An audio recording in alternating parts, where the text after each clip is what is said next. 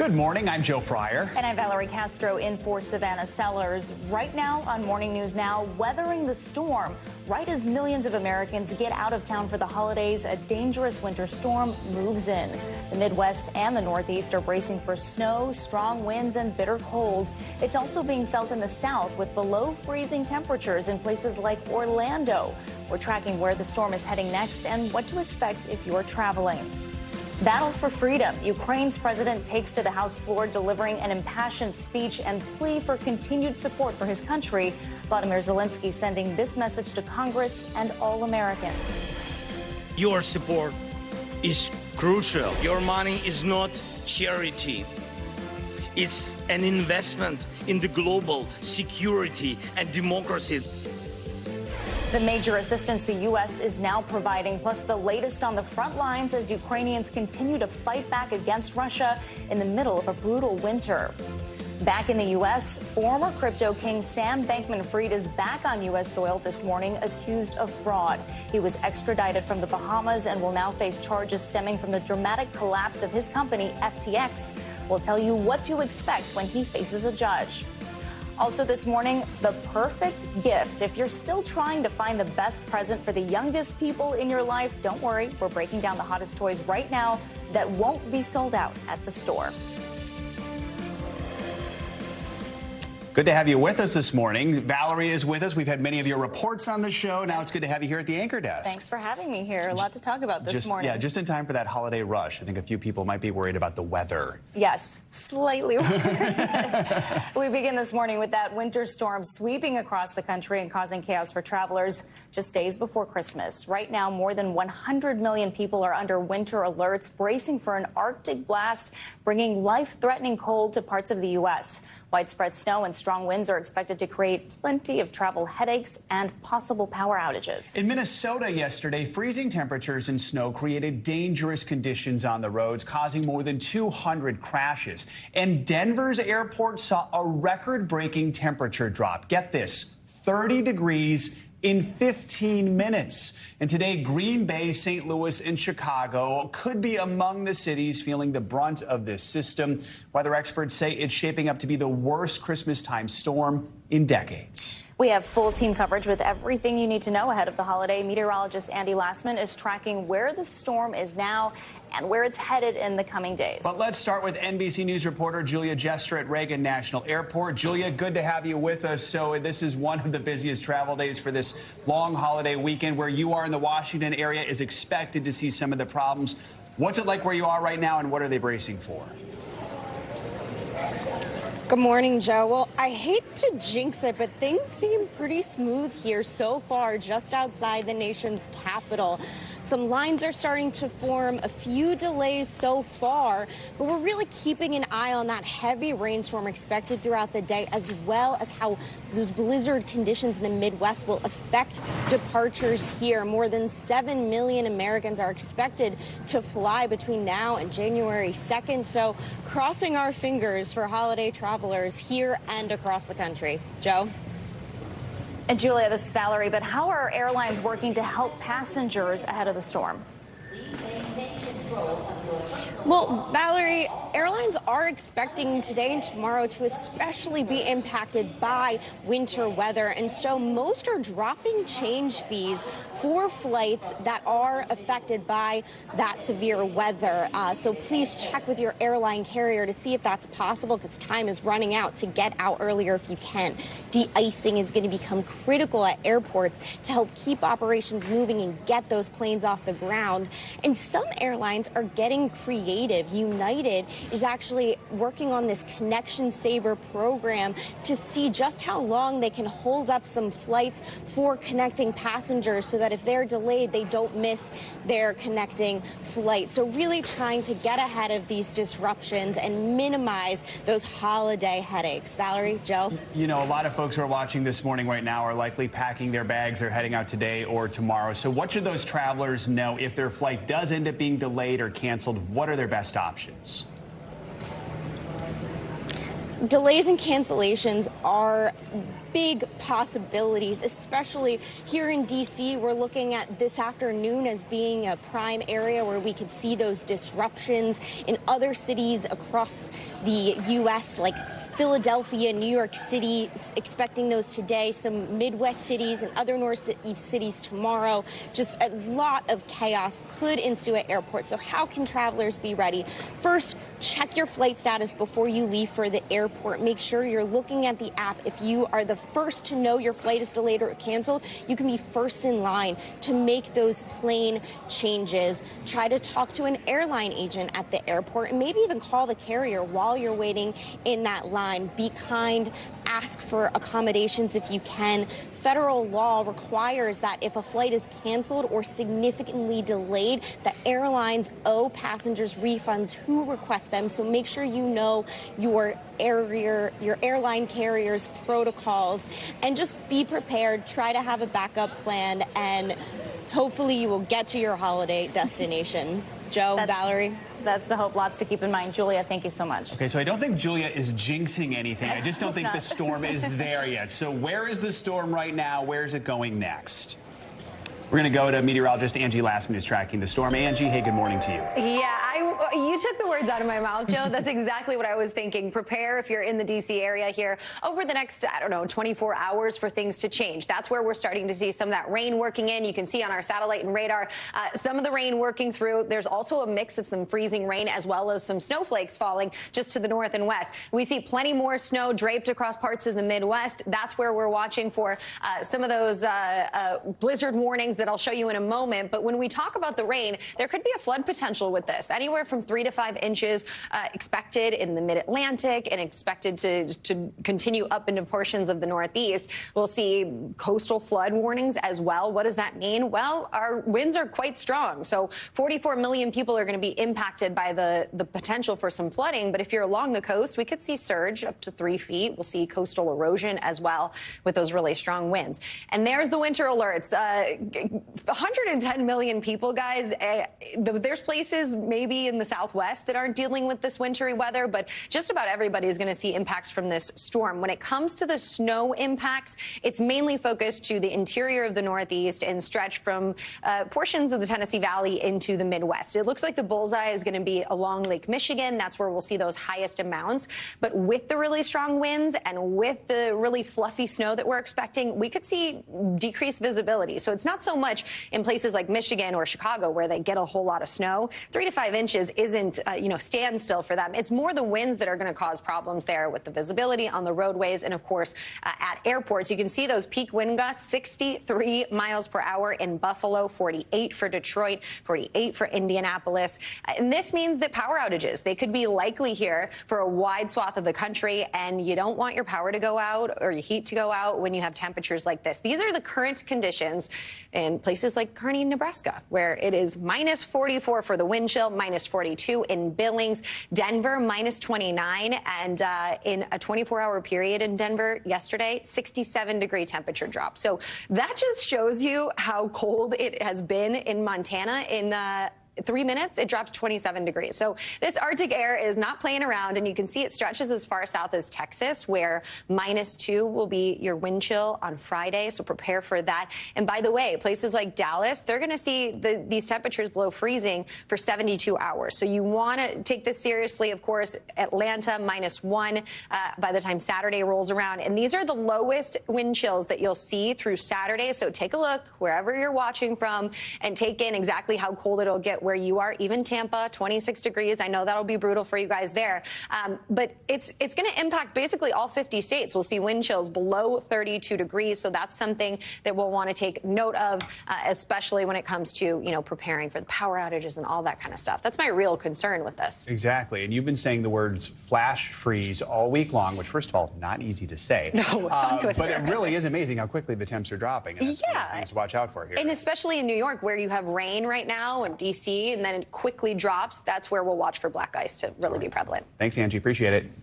And turning now to Capitol Hill, where last night Ukrainian President Vladimir Zelenskyy gave an impassioned plea to Congress for its continued military support following a day filled with meetings over the future of Ukraine. Zelenskyy was greeted by President Biden at the White House before discussing peace plans and aid packages for the war. The Ukrainian leader ended his tour of Washington with a speech to lawmakers and the American people. He urged the U.S. to not let up its support for democracy in Eastern Europe.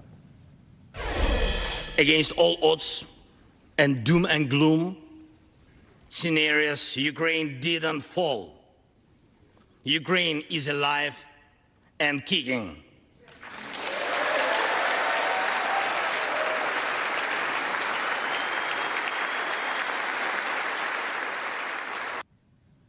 The surprise visit was punctuated by a show of symbolism as House Speaker Nancy Pelosi and Zelenskyy exchanged national flags on the House floor. NBC News foreign correspondent Josh Letterman is joining us from the White House this morning, along with NBC News congressional correspondent Julie Surkin. Help us break down the biggest moments of President Zelenskyy's visit to the White House. Josh, let's start with you. What were some of those key takeaways from Zelenskyy's address to Congress last night? And why was it so important for him to make this visit now before the end of the year? Yeah. Hey, guys. Good morning. Joe, I think the way to think about President Zelenskyy's speech to Congress is really the three audiences that he was trying to appeal to in his visit here in the United States. One, of course, is to his own people, the Ukrainians, who want to see that their most important partners like the United States are not abandoning them, even as we start to approach the one-year mark of this war in February. The other audience was President Putin, and he wanted and repeatedly invoked President Putin's name directly throughout his short visit to Washington, trying to send a signal to President Putin that if he thinks he can simply wait out eroding support for Ukraine from its allies, that's not going to happen. But of course, the most urgent appeal was to the American people and to Congress as we get into this new Congress next year, where some of the new Republicans have been more skeptical about support for Ukraine. President Zelenskyy appealing directly to the American people, drawing a connection to Christmas, saying many Ukrainians will be having Christmas by candlelight this year, not because it's more romantic, but because they've been plunged into darkness by, of course, President Putin's war in Ukraine, Joe. And Julie, you were inside the House chamber when Zelenskyy spoke. He mentioned how exactly Ukraine is using American aid to fight the war. Let's take a listen. Your money is not charity. It's an investment in the global security and democracy that we handle in the most responsible way.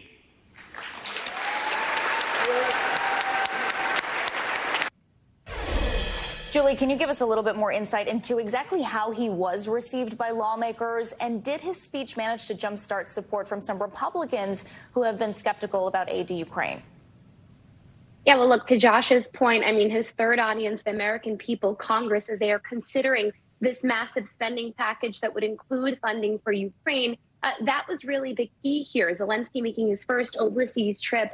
Of course, this was intentional in the final days of this last Congress. And I think I just want to pull back the curtain a little bit, just being in that room. The energy was palpable. You had lawmakers in the seats holding up Ukrainian flags every single moment, an opportunity they could. There were standing ovations for Zelenskyy.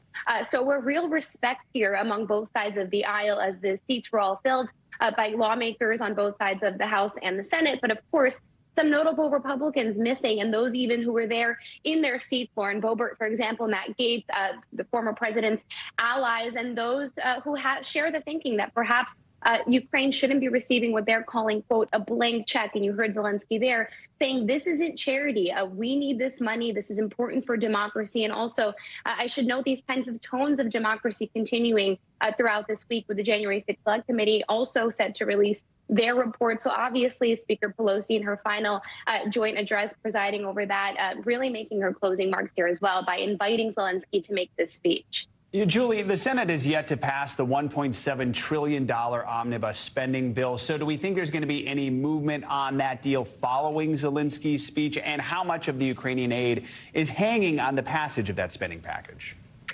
Most of it. It's nearly $45 billion hanging in the balance of this spending package that the Senate is still haggling over as we speak. They're going to get back into session later this morning to try and get that done, because, of course, without that government package, there will be no Ukraine aid. And this was very important for Zelenskyy to highlight as well. I also want to know that heading into next Congress, when Republicans have control of the lower chamber, obviously Kevin McCarthy, who is vying for speakership there, already said that his conference, his party, will not be willing to just write any check to Ukraine. So really, lawmakers, even Republicans in the Senate that I was talking to, really see this as the last big opportunity to provide Ukraine with this big funding package as they head into a very dark and very long winter. And Josh, earlier in the day, President Zelenskyy met with President Biden and congressional leaders in a series of bilateral meetings. President Biden had this to say. You will never stand alone. When Ukraine's freedom was threatened, the American people, like generations of Americans before us, did not hesitate. The support from all across this country, Americans of every walk of life, Democrats and Republicans alike, had the resources and to rebound and resounding united way to provide unequivocal and unbending support for Ukraine. Because we understand in our bones that Ukraine's fight is part of something much bigger. And quickly, Josh, do we know what the two leaders discussed?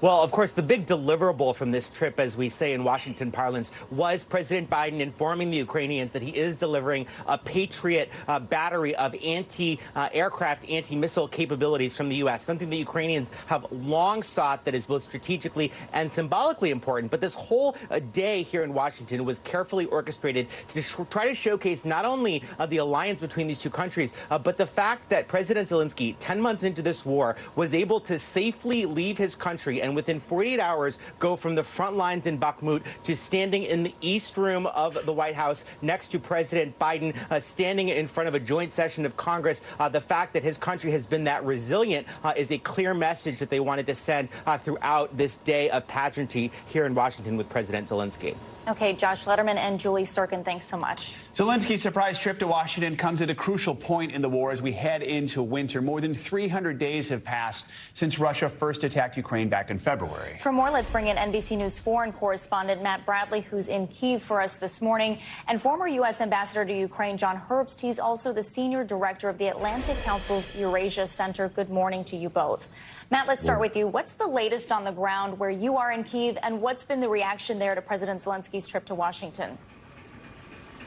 Yeah, guys, well, I can tell you that the reaction here on the ground has been, they're so encouraged by this move. And just as Josh was saying a moment ago, having the president going from Bakhmut, the heart of the fighting at this moment, all the way to the East Room of the White House in just 48 hours was really a stirring experience and something that I think a lot of Ukrainians were really cheered by, because this was a moment that we got to see President Zelenskyy doing what he does best. He got to tell the entire Congress, the entire world, a message that, as he said, a message from ordinary Ukrainians to ordinary Americans. And that gratitude is something that you can feel palpably on the streets here in Kyiv. When you go around, when I tell people that I'm an American, that I work for an American news organization, they are filled with gratitude. But in the same way they make that turn, they want more. They want more weapons, and not just these defensive Patriot missiles, but also more offensive weapons, the kind of weapons that can project Ukrainian power and artillery into Russia proper and into Crimea, which Vladimir Putin illegally annexed back in 2014. So, that's something that a message that a lot of Ukrainians, and especially people in the Ukrainian government, want to convey to Washington as the new Congress is just about to be seated. I spoke with a member of parliament who's also a prominent member of Zelenskyy's political party here in Ukraine. And here's what she told me, building on that notion that this is not charity, that this is an investment for the West in defending their democracies. Here's what she said. This is not funding the war, this is stopping the aggressor. And we really fight this argument for, at the very beginning, that it escalates the operations on the ground. Let's imagine we wouldn't receive these types of weapons. Where would we see possibly the escalation and the war now? At the border with Poland? I doubt, but still, we can't fight with sticks. We have to fight with very good weapons. So this is something where she's saying bringing more weapons to bear against Russia won't be escalating the conflict and won't be putting us on the precipice of a third world war. This is a defensive maneuver. For Ukrainians, offense is defense. Guys? Ambassador Herbst, let's bring you into the conversation here. So the U.S. announced it's going to send what's known as Patriot missile defense systems over to Ukraine for its military to use. How important is this particular package, and really how important is Zelensky's wider plea to Congress for aid at this juncture in the war? The Patriots are a very important step. And it's unfortunate that the decision was leaked last week. So that makes the visit and the Patriot element of the visit something of an anticlimax. But nonetheless, this is something Ukraine has long sought, and properly so, and we're finally providing it. Good for the Biden administration. But it's also true, as your correspondent was hearing in Ukraine, Ukraine does need the offensive weapons which can drive the Russians out of Ukraine. And that is very much an investment in American security and American prosperity. Because Putin, after he takes Ukraine, if he takes Ukraine, is going to move on to our NATO allies in the Baltic states. So we need to help Ukraine stop Putin in Ukraine. And Matt, Russian President Vladimir Putin held a meeting Wednesday with his top generals where he admitted to some of the challenges being brought on by the war. What exactly was he talking about? Moscow has failed. Remarkable admission and actually. Oh, excuse me. Is that for me? It was Matt, a remarkable go ahead, admission. yes. Matt Bradley. Sorry, sir.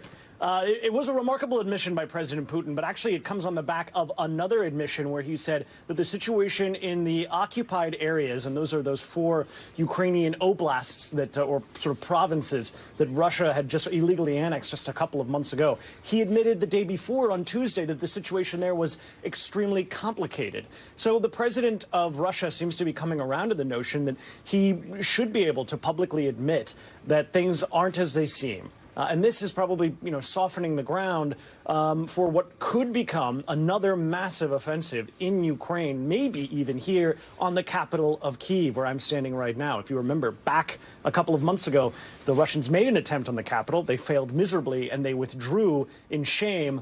It's possible that with Vladimir Putin's newly mobilized soldiers, he thinks that he can make another assault on this country and try to gain the ground that he lost. A lot of Western officials say that's going to fail. Guys. Right. Matt Bradley and Ambassador John Herbst, we're out of time, but thank you both so much for joining us for this important conversation. We appreciate it. And turning now to the crisis at the border, and there are concerns over the tactics being used by the Texas National Guard to contain the surge of migrants. This as thousands are waiting on a decision from the Supreme Court on whether the Trump-era restriction known as Title 42 will end. NBC News correspondent Guad Venegas has the latest. New crowds of migrants desperately trying to enter the United States after the Texas National Guard and state troopers blocked a section of the border. Title 42, the Trump-era policy restricting access to many, was set to expire, but it is still in place with a Supreme Court decision hanging in the balance. On Tuesday, Texas National Guard members stationed themselves on the banks of the Rio Grande and erected concertina wire barriers in an attempt to turn back migrants from the U.S. Mi familia de verdad estaba muy ilusionada con que atravesáramos ese país y de verdad progresáramos, pero ya ve cómo es la vida.